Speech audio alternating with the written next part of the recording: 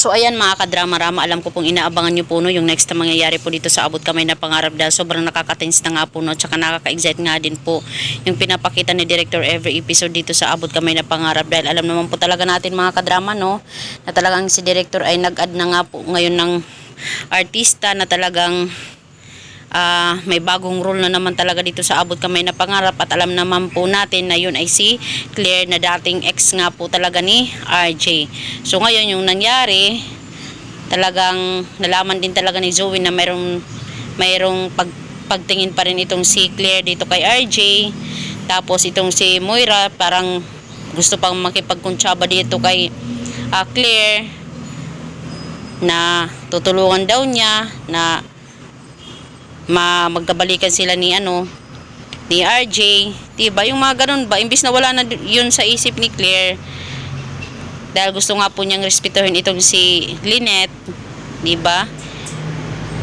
Pero yung mangyayari ngayon ay dahil nga po sa palagi nga po silang nagsasama dito sa hospital, dito sa Apex, ay makikita po talaga nila Annalyn at saka nila Lynette itong si Claire at saka yung tatay niya na si RJ ay muntik nang magkahalikan no, dahil nga po sa umaaligid-aligid nga po itong si Claire dito kay RJ dahil hanggang ngayon sabi ni Claire na miss daw niya itong si RJ, iba kahit sa sobrang tagal na ng iyong mga kaganapan, mga nakaraan, pero pag nagkita kayo parang may spark pa rin no, which is hindi naman dapat.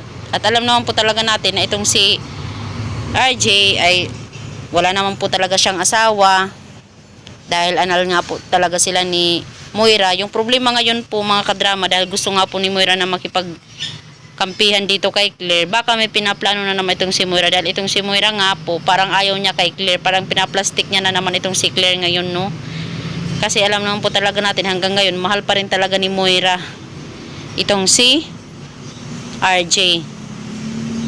Parang paeme-eme lang itong si Moira no, na kakampi siya dito kay Claire para magustuhan siya ni RJ, which is hindi naman talaga yun ang plano ni Moira.